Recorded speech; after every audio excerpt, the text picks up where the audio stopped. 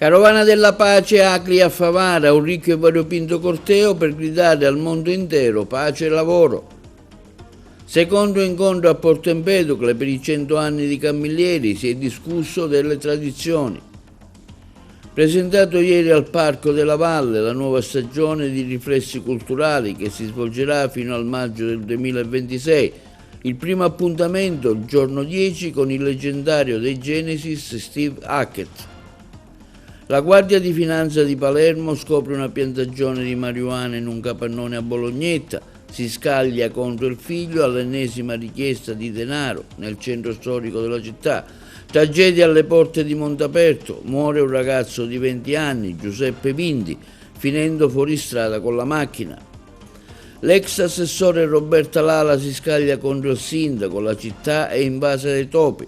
La consigliera comunale di Agrigento, Flavia Contino, aderisce al gruppo di Fratelli d'Italia. Celebrata ieri la festa di Santa Rosa di Terbo, cui è dedicata la chiesa del villaggio Mosè di Agrigento, diretta da Don Luca Camilleri. Domani alle ore 21 alla scalinata della cattedrale il musical Caino e Abele in occasione della solennità della dedicazione. Un riconoscimento ai gruppi folk agrigentini sarà consegnato in occasione del Festival delle Danze al Teatro dell'Efebo.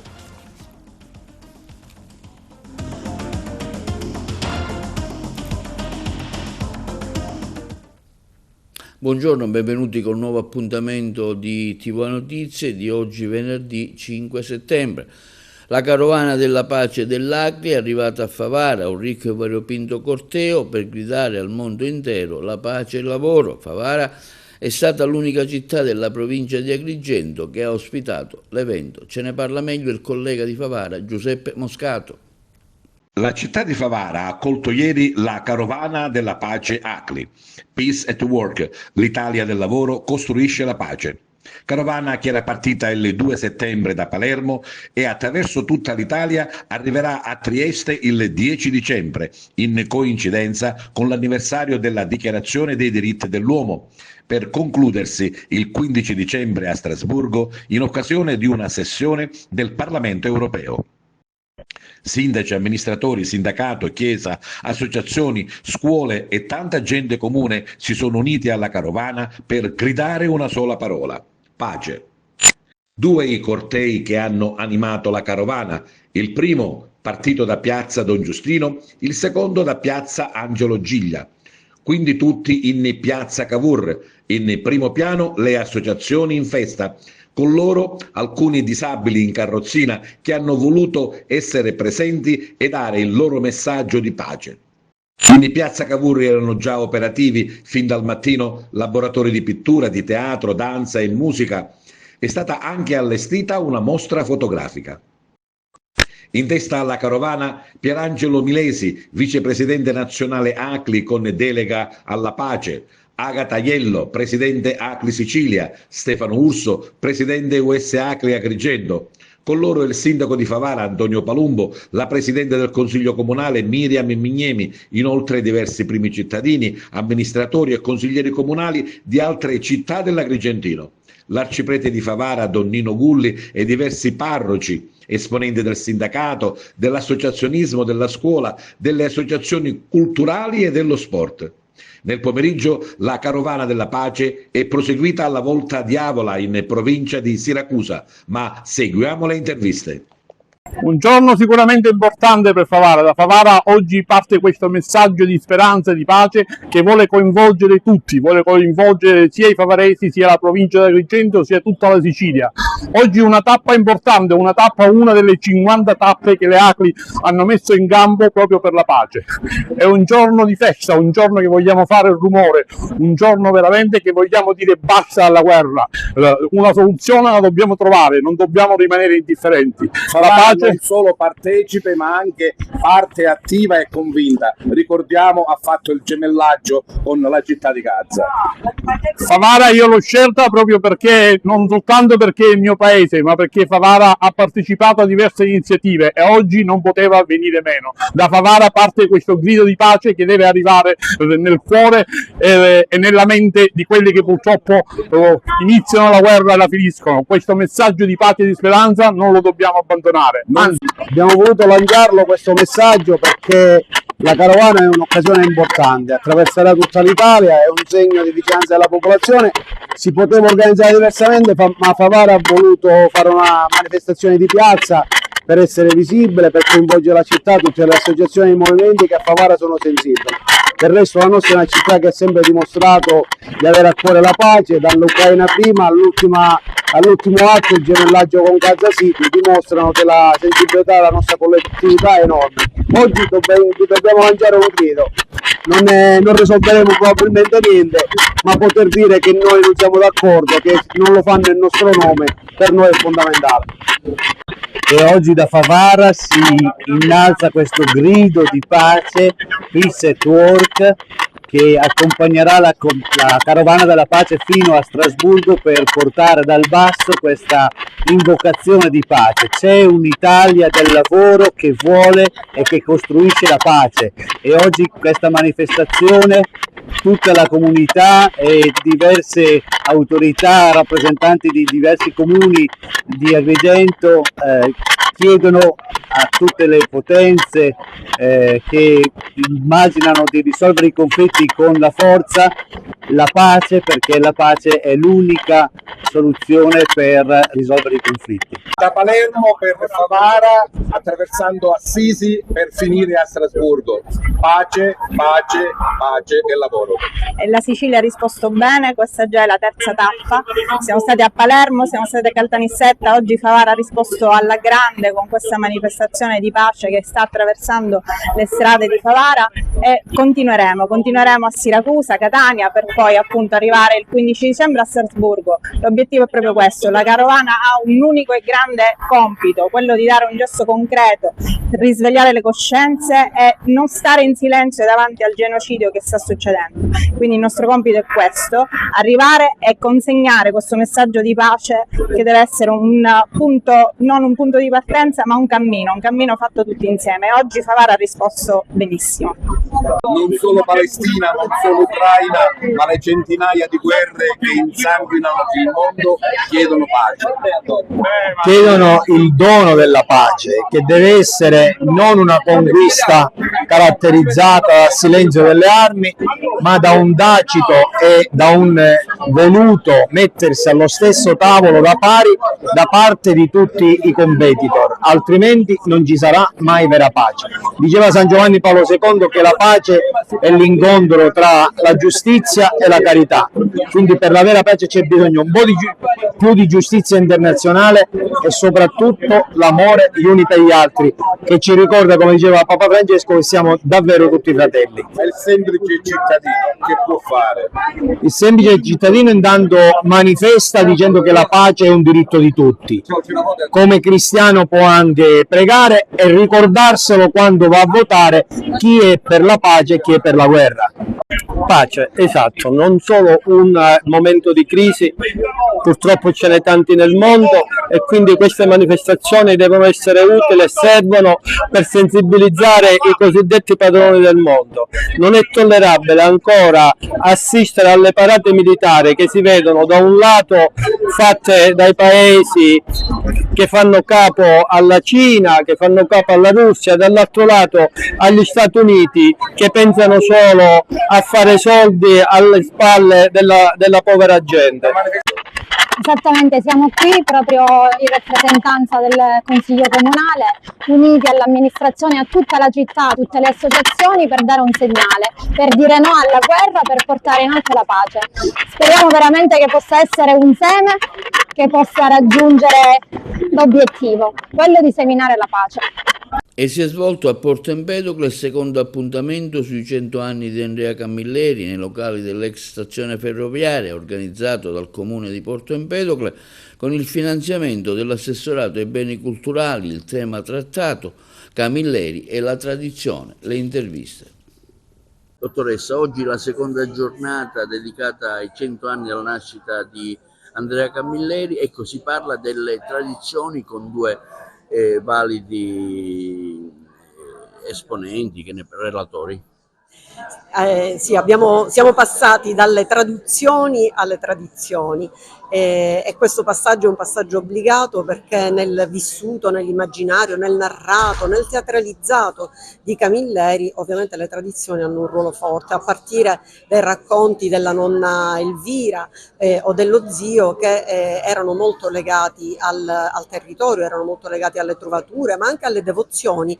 Noi chiuderemo giorno 6 durante la giornata di San Calogero. Quello è un momento etnoantropologicamente fondamentale, direi fondativo, visto che tra l'altro Camilleri di secondo nome si chiama anche Calogero, e quindi si capisce bene come questo impasto di cultura alta e cultura bassa sia alla base anche del successo, della felicità della scrittura di Andrea Camilleri, che in qualche modo prende dal territorio per restituire oggi nuovamente al territorio. Quindi noi siamo ancora nuovamente contenti di essere qui in questo spazio che la Fondazione Ferrovie ci ha messo a disposizione, e anche se non ci sono qui presenti le figlie di Andrea Camilleri, sono anche loro molto, diciamo, orgogliose che in qualche modo ci sia una restituzione a Porto Empedocle della vicenda della scrittura artistica del padre. Oggi si parla di Camilleri e la tradizione. È un tema estremamente interessante, perché Camilleri in realtà non segue la tradizione ma la innova, quindi è un rapporto dialettico, tradizione anche come traduzione, potremmo dire, come riscrittura.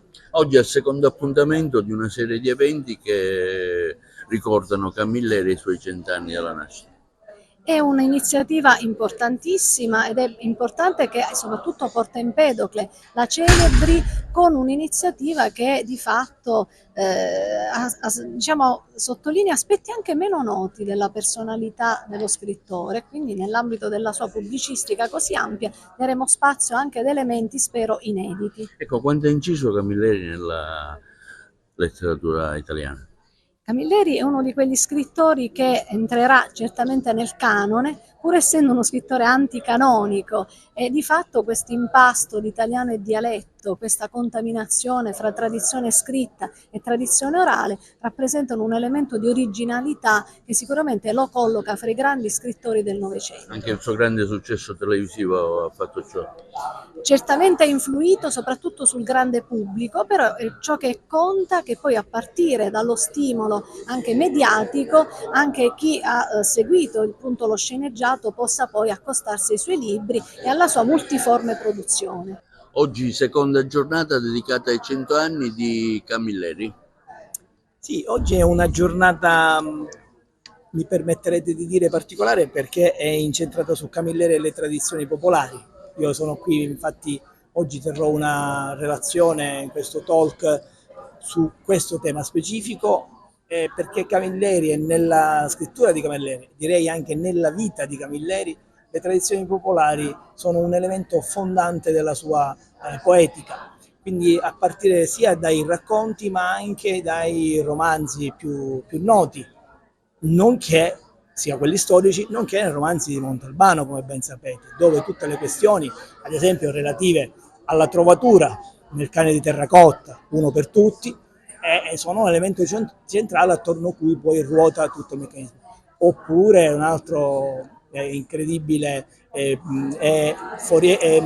devo dire riflessione di Camilleri, foriera anche di tante addentellati storico-culturali, è Il corso delle cose, volume all'interno del quale racconta della festa di San Calogero a Porto Empedocle, proprio che in questi giorni si sta svolgendo qui a Porto Empedocle, e lo racconta in un modo che è un modo intimo, è un modo, come diciamo noi con una parola un po' endogeno, no? Diciamo endogeno nel senso che è dall'interno che Camilleri racconta questa storia, e raccontando questa storia racconta la festa, racconta l'identità di questo paese e un po' poi di tutta la Sicilia, attraverso una memoria personale che diventa memoria collettiva non solo della comunità locale, ma di tutta Italia e anche a livello internazionale, perché poi questi romanzi di Camilleri, come sapete, sono stati tradotti a livello internazionale in tantissimi paesi del mondo. Quindi è questo mix che porta Camilleri dalla tradizione all'innovazione della tradizione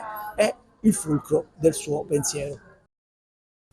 È stata presentata la nuova stagione di Riflessi Culturali, la rassegna voluta dal Parco Archeologico e Paesaggistico della Valle dei Templi, che si svolgerà fino al maggio del 2026 al Palacongressi. La stagione musicale si apre con un appuntamento di grande richiamo internazionale il 10 settembre, quando il leggendario chitarrista dei Genesis Steve Hackett arriverà in Italia con il suo tour.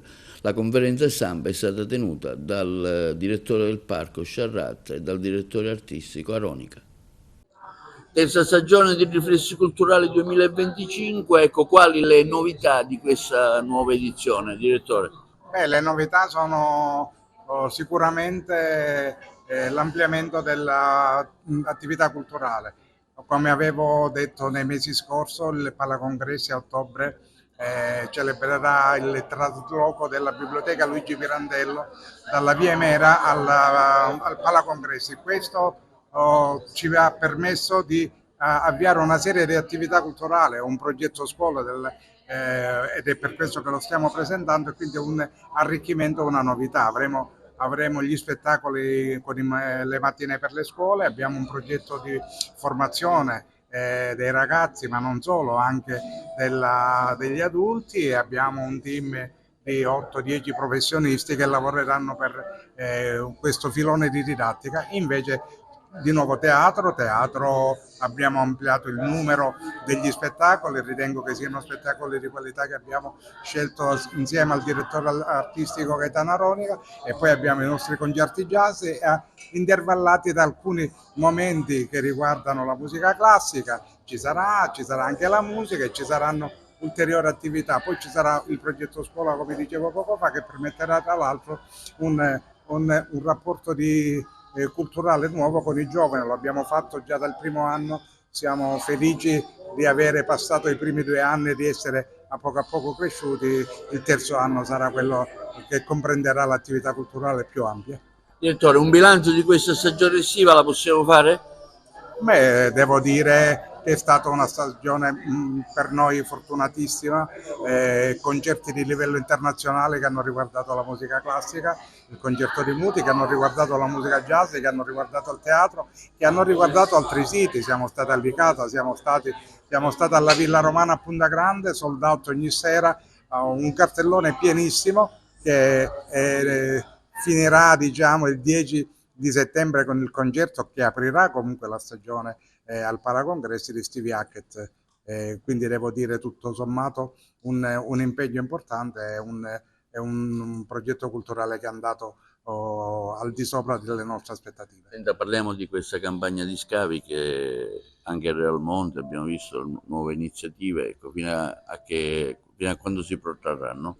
Sono le attività che facciamo ogni anno in collaborazione con istituti universitari italiani ed esteri. Per ora in Valle abbiamo studenti e scuole che vengono all'Università Tedesca, alla Villa Romana a Punta Grande con il CNR di Catania, e all'Ecclesiasterion e al Museo Archeologico con l'Università Normale di Pisa. Sono attività che sosteniamo in alcuni casi e che servono ad accrescere il patrimonio culturale e scientifico, un altro settore di indirizzo del Parco della Valle dei Templi. Gaetano Aronica, oggi si presenta la nuova stagione teatrale dell'Ente Parco, Riflessi Culturali 2025, ecco, un programma ricchissimo, ma le chicche quali sono? Tante. E oggi è il grande giorno, sono 6 mesi che lavoriamo a questo progetto. Ci tengo a dire che questo progetto nasce da una visione del direttore del parco, dall'architetto Roberto Sciarratta, che ci ha dato la possibilità di entrare in questo progetto grandissimo, che comprende non solo la stagione teatrale, ma anche una serie di attività correlate, al centro delle quali c'è il trasferimento della biblioteca pirandelliana nei locali del Palacongressi, e poi la contemporaneità con il convegno di studi pirandelliani che si tiene a Palermo, ma con, diciamo, con un collegamento diretto ad Agrigento, con una bella sorpresa che sarà uno spettacolo importante con la regia di Marco Tullio Giordana, che abbiamo l'onore di presentare proprio in stagione. Poi le altre cose le scopriremo tra qualche minuto, e posso dire che cominciamo e finiamo con due nomi importanti del teatro italiano, ma direi della cinematografia internazionale, che sono Salvo Ficarra, che apre le danze con il suo Malato Immaginario, che pare che sia esilarante, e speriamo che venga Salvo, perché Salvo è una grande persona che io ho avuto modo di conoscere nel film Baria e so quanto valga, ma lo sappiamo tutti del resto. E finiamo con un altro personaggio internazionale che è Emma Dante, per cui iniziare e finire con due personaggi che rappresentano la Sicilia nel mondo, in Italia e nel mondo, mi sembra un motivo già di orgoglio. Poi dentro avremo tante sorprese, avremo teatro comico, esilarante, avremo teatro di denuncia, avremo teatro civile, storie vere, avremo un'attenzione particolare per i giovani, per gli studenti. E dicevo, questo grande progetto comprende anche la nascita dei corsi di teatro, ma sarebbe riduttivo chiamarli corsi di teatro, perché ci sarà dentro la storia dell'arte, l'archeologia, il costume, la scenografia. Insomma, io non saprei proprio da dove cominciare, anzi comincerei proprio dal pubblico, perché non avremmo potuto fare questo se non avessimo avuto la fiducia del pubblico agrigentino e di tutto il territorio della provincia di Agrigento, e direi siciliano. E soprattutto abbiamo avuto, ripeto, la fortuna di avere un direttore che ci ha consentito di inaugurare una nuova pagina della storia della città, perché il Palacongressi, per quella che è la sua visione, che noi sposiamo al 100%, e di tutto lo staff del Palacongressi, del parco, finalmente diventa un polo culturale, per cui non è soltanto un teatro di vetrina, nobilissimo, come abbiamo visto in queste 2 stagioni fortunatissime, ma i sold out non sono serviti a vantarci, ma ad andare avanti. Agrigento è l'unico comune in provincia dotato del PUDM, il piano di utilizzo del demanio marittimo. Mancano altri 12 comuni riconosciuti come città costiera, a dirlo il censimento pubblicato dallo stesso comune di Agrigento nei giorni scorsi e realizzato dalla regione siciliana. A oggi comuni come Porto Empedocle, Ribera, Siculiana, Montallegro non hanno provveduto ancora ad approvare lo strumento in giunta, mentre dovranno realizzarlo nuovamente sostituendo quello presente ma non conforme i comuni di Lampedusa, Linosa e Cattolica Eraclea. I comuni di Licata, Palma di Montechiaro e Menfi hanno presentato il PUDM, che però non sono stati ancora approvati dalla regione, mentre il comune di Sciacca può contare su una procedura di prevalutazione già avviata. Passiamo alla cronaca. I finanzieri del Comando Provinciale di Palermo hanno scoperto una piantagione di marijuana nascosta in un capannone situato in un'area rurale del comune di Bolognetta. I finanzieri del Comando Provinciale di Palermo hanno scoperto una piantagione di marijuana nascosta in un capannone situato in un'area rurale del comune di Bolognetta. In provincia di Palermo sono stati sequestrati oltre 34 kg di marijuana, un uomo è stato tratto in arresto ed è denunciato un suo complice. All'interno dell'immobile è stato realizzato un sofisticato laboratorio per la produzione di stupefacenti, completo di lampade alogene, ventilatori, condizionatori, umidificatori, utilizzati per ricreare le condizioni ottimali di crescita delle piante stupefacenti. Le fiamme gialle della compagnia di bagheria hanno così sequestrato 57 piante di marijuana per un peso complessivo di 34 kg, 2 piante in essiccazione di circa 200 grammi ciascuna, 110 grammi di infiorescenze già pronte al consumo. In particolare la coltivazione era alimentata ovviamente da un allaccio abusivo alla rete elettrica e i tecnici dell'Enel sono intervenuti, hanno stimato circa 170.000 euro l'ammontare dell'energia. All'interno del casolare è stato sorpreso un uomo originario di Palermo che, su disposizione del magistrato di turno della Procura della Repubblica presso il Tribunale di Termini Imerese, è stato sottoposto agli arresti domiciliari. Denunciato a piede libero anche un secondo soggetto palermitano residente a Brancaccio. Il casolare era utilizzato per l'attività criminale, è stato sottoposto a sequestro. L'operazione rientra nel quadro delle attività di contrasto ai traffici illeciti, alla diffusione di sostanze stupefacenti che la Guardia di Finanza conduce ogni giorno nella provincia di Palermo per la tutela e la legalità di sicurezza dei cittadini. Sono ben 4 le piantagioni individuate dall'inizio dell'anno dalle Fiamme Gialle di Palermo, a testimonianza di un incremento del fenomeno della produzione e lo spaccio di sostanze stupefacenti. Chiede continuamente denaro e all'ennesima richiesta si scaglia contro il figlio e ha continuato a minacciare il giovane anche in presenza delle forze dell'ordine. Tutto quanto è successo in un'abitazione del centro storico di Agrigento, dove un sessantenne è finito nei guai per aver aggredito il congiunto, un disoccupato di 30 anni.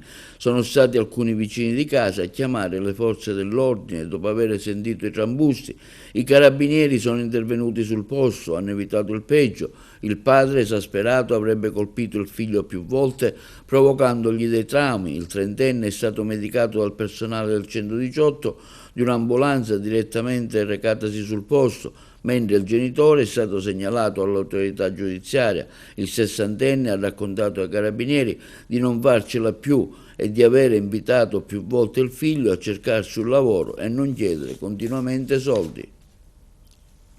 Tragedia della notte alle porte di Agrigento. Un ragazzo di 20 anni, Giuseppe Vinti, originario di Raffadali, è morto in un drammatico incidente stradale avvenuto intorno alle 3 del mattino in contrada Cozzo Tari a Montaperto. Il giovane, di ritorno da una festa insieme ad altri 4 ragazzi, era a bordo dell'auto quando l'autista, per cause ancora in corso di accertamento, ha perso il controllo del mezzo, finendo la corsa in un burrone. Ad avere la peggio il giovane ventenne di Raffadali, che è morto poco dopo in ospedale per le ferite riportate. Per gli altri occupanti solo qualche ferita lieve. Sul posto, lanciato l'allarme, sono intervenuti i sanitari del 118, una squadra di vigili del fuoco, i carabinieri della stazione di Oppolo, che hanno avviato le indagini per ricostruire l'esatta dinamica del sinistro stradale. Ha litigato con il cognato e per la vendetta gli ha bruciato la macchina. A finire nei guai è stato un 50enne disoccupato di Canicattì, denunciato in stato di libertà alla Procura della Repubblica di Agrigento per il reato di danneggiamento a seguito di incendio. Dall'attività investigativa finalizzata a identificare il piromane che ha appiccicato le fiamme si sono occupati i carabinieri della stazione di Canicattì. La vicenda risale al maggio scorso, quando un'auto Ford di proprietà di un impiegato cinquantenne venne devastata dalle fiamme. I vigili del fuoco e i militari a margine del sopralluogo trovarono tracce di liquido infiammabile, lasciando così pochi dubbi sulla natura dolosa dell'incendio. Sull'attività amministrativa del sindaco interviene in una nota stampa l'ex assessore Roberta Lala di Italia Viva, affermando il sindaco Miccichè ha dichiarato con una sua nota che le attività di derattizzazione proseguono regolarmente da gennaio, mantenendo ai cittadini sapendo di mentire. La città è invasa dai topi dal centro storico ai quartieri. 9 mesi di attività di derattizzazione avrebbero prodotto risultati ben diversi. Stiamo vedendo appunto una foto. Ci giungono informazioni da parte dei gestori di attività turistico-ricettive, continua l'ex assessore Roberta Lala, che hanno inviato PEC con oggetto richiesta di derattizzazione per la presenza di ratti morti e vivi presso la struttura ricettiva, una richiesta con allegate le foto che hanno immortalato una situazione disgustosa, una condizione igienico-sanitaria allarmante rimasta fino ad oggi inascoltata. Visto che il sindaco parla di derattizzazione che prosegue da gennaio, sarebbe il caso, continua Lala, indicasse le vie che sono state interessate all'attività di derattizzazione. Uno di questi topi ha raggiunto anche il quinto piano del mio palazzo, afferma Lala, entrando in casa. Queste situazioni continuano a verificarsi giornalmente in diverse abitazioni. Ricordo al sindaco, conclude Lala, che è responsabile della salute pubblica cittadina. Nella seduta del Consiglio Comunale, il capogruppo di Fratelli d'Italia, Simone Gramaglia, ha comunicato ufficialmente l'adesione della consigliera Flavia Contino al partito di Giorgia Meloni. È un passaggio che rafforza ulteriormente la presenza di Fratelli d'Italia ad Agrigento. Il presidente provinciale di Fratelli d'Italia, Adriana Barba, ha espresso grande soddisfazione. Il coordinatore cittadino Paolo Antinoro ha sottolineato l'importanza dell'ingresso della consigliera.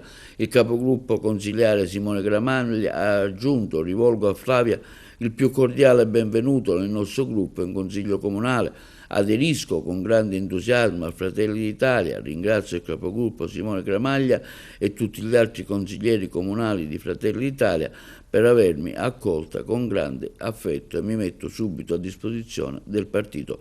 Linea alla regia per la pubblicità.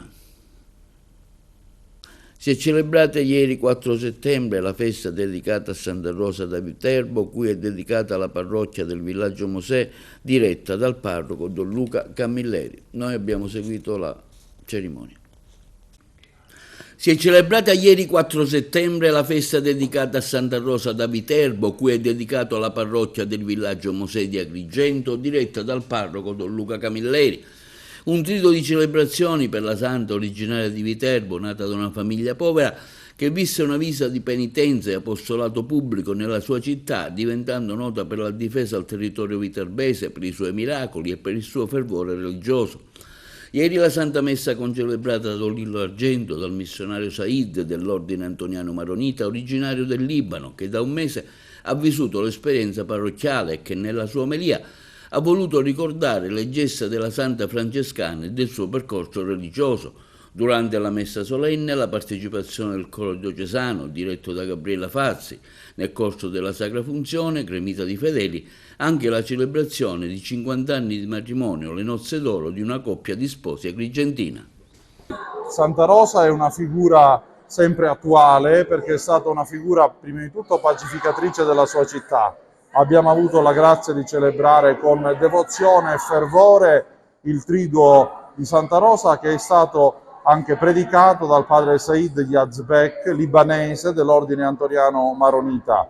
È stato un modo anche per conoscere meglio la figura della santa e celebrarla soprattutto nella sua memoria liturgica. Ecco, padre Said è qui con noi e potrà, ecco, vieni padre Said.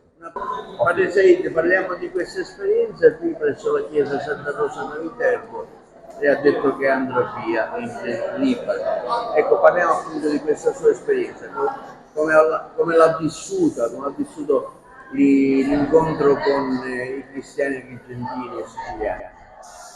Allora, buonasera a tutti, sono padre Said, come ha detto Don Luca, sono dell'ordine antoniano maronita e ho vissuto qua quasi un mese. È stato un mese molto bello per me, con la gente, le festività di Santa Rosa. Abbiamo vissuto momenti molto belli nella comunità, soprattutto intorno all'altare del Signore, la messa quotidiana in tutto questo mese e poi anche gli incontri con i parrocchiani e gente molto buona, molto brava, molto impegnata per la parrocchia, ecco, e per la società, soprattutto qui nel villaggio Mosè. Ecco, lei nella sua omelia ha parlato proprio della figura cristiana di Santa Rosa, del suo percorso verso la sua religiosità, una figura particolare all'interno della Chiesa. Sì, certo, ho parlato in 3 giorni di Santa Rosa. Prima ho parlato di questa amicizia che aveva con il Signore, è Lui che ci ha scelti e ci ha chiamato amici, e questa amicizia è essenziale con il Signore, è questa amicizia che ha spinto Santa Rosa ad andare nella città a consacrarsi nel terzo ordine francescano e a portare una croce nonostante la malformazione che ha avuto, e anche a fare tanti atti di carità nella città di Viterbo. Ecco, Santa Rosa è stata una consacrata. Oggi abbiamo anche parlato di questa consacrazione, che è l'essere per Dio, l'essere in Dio, ma anche l'essere per questo mondo e in questo mondo, non nel senso negativo. L'essere per il mondo significa non essere attaccati, non avere il cuore attaccato a questo mondo, ma come se Santa Rosa, vivere nel mondo ma avere il cuore rivolto al Signore e rivolto al cielo. Ecco, lei è libanese, come si vivono questi momenti purtroppo in cui la guerra è imperversa in quella parte del mondo? Purtroppo sono momenti difficili, accanto a noi c'è la Terra Santa, c'è Gaza dove soffrono molto, la gente soffre molto di là. Nel Libano abbiamo avuto anche tanti problemi, tanti momenti di guerra, di conflitti. Adesso, ringraziando il Signore, ci stiamo rialzando e andando avanti. Si guarda al futuro dei porti turistici in Sicilia, ce ne parlano meglio i colleghi di Trapani. La Sicilia guarda al futuro dei suoi porti e del turismo nautico. Con oltre 73 milioni di tonnellate di merci movimentate e 27 milioni di passeggeri l'anno, gli scali siciliani si confermano snodo strategico del Mediterraneo. Il settore crocieristico è in piena crescita. Nel 2024, infatti, sono transitati quasi 2 milioni di passeggeri, con Palermo e Messina in testa, mentre nella Sicilia orientale, tra Catania, Siracusa e Pozzallo, i crocieristi hanno generato un impatto economico di oltre 65 milioni di euro. Accanto al traffico commerciale, il turismo nautico offre grandi prospettive. L'isola è la prima regione italiana per numero di approdi turistici, con 142 porti e marina, un settore che oggi vale circa 60 milioni di euro, ma con margini di crescita enormi. Negli ultimi 2 anni le imprese della filiera sono aumentate del 25%, con un più 39% di addetti. La sfida è ora quella di potenziare i servizi e le infrastrutture, digitalizzazione dei porti, sostenibilità ambientale e collegamenti più rapidi con l'entroterra. Strategie che puntano a trasformare i porti siciliani non solo in hub turistici, ma anche in luoghi di generazione urbana capaci di attrarre investimenti, turismo e nuove opportunità di lavoro. Con il mare come risorsa, la Sicilia vuole consolidare il suo ruolo di protagonista nella blue economy del Mediterraneo. Il presidente della regione Renato Schifani fa visita alla piccola afghana Ayeida ricoverata all'Ismet, il servizio di Enzo Di Natale. Il presidente della regione siciliana Renato Schifani, accompagnato dalla moglie Franca, ha fatto visita nel pomeriggio alla piccola Ayeida, la bimba afghana arrivata stamattina a Palermo e ricoverata all'Ismet di Palermo in attesa del trapianto. Il presidente ha incontrato i genitori della bimba di 2 anni, chiedendo ai sanitari notizie sulle sue condizioni di salute. Ad accogliere il governatore il direttore generale dell'Ismet Angelo Luca, il direttore sanitario Cinzia Di Benedetto, la responsabile del reparto di pediatria Giusy Ranucci e l'anestesista Gaetano Burgio. Oltre alle referenti delle 2 associazioni che hanno segnalato il caso umanitario al presidente Schifani, Arianna Brianti, vicepresidente dell'associazione Caring Human, e Francesca Lombardazzi, presidente della PLIF Italia Network. E domani sabato 6 settembre alle ore 21 alla scalinata della cattedrale di Agrigento, il palcoscenico più maestoso della città, capitale della cultura, ospita il 14° musical Caino e Abene, un'opera intensa, emozionante che parla di amore, odio e perdono. Dopo il bene vince, proprio ai piedi della cattedrale, nella splendida cornice. L'evento è per la solennità della dedicazione della cattedrale, voluto fortemente dal parroco della chiesa, padre Giuseppe Pontillo. I gruppi agrigentini plaudono alla decisione di consegnare un premio speciale alle compagnie di folklore della città in occasione del Festival della Danza che si terrà il 6 settembre, sabato, al Teatro dell'Efebo. Agrigento si prepara ad accogliere nelle prossime ore il Festival Internazionale della Danza e delle Danze, un evento che unisce arte, musica, danza e cultura in un intreccio di linguaggi universali.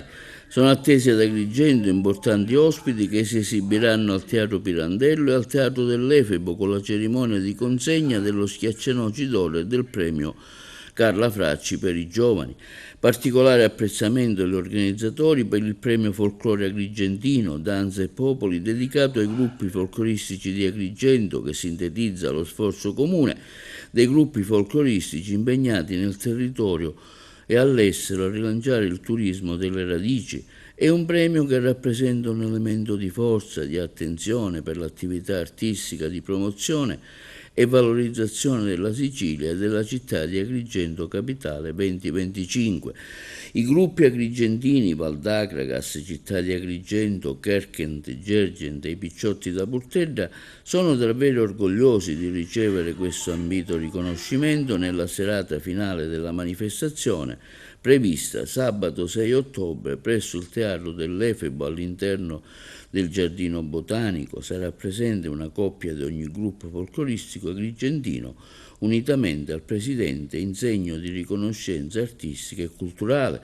La nota è firmata dai rappresentanti dei gruppi agrigentini Lello Casesa, Riccardo Cacicia, Giovanni Di Maida, Luca Criscenzo e Salvatore Carbone. E questo è tutto per l'edizione di oggi di TV Notizie. Vi ricordiamo che i nostri programmi si possono vedere in tutta Italia sul canale 268 del digitale terrestre per chi ha le smart TV, in streaming sul sito www.televideagrigento.tv, il telegiornale sul canale 93 di Video Sicilia alle 15 alle 20 e replica la mattina alle 9. Inoltre i nostri servizi si possono visionare sul canale YouTube di TVA Televideo Agrigento. E questo è tutto per oggi e vi auguriamo una buona serata.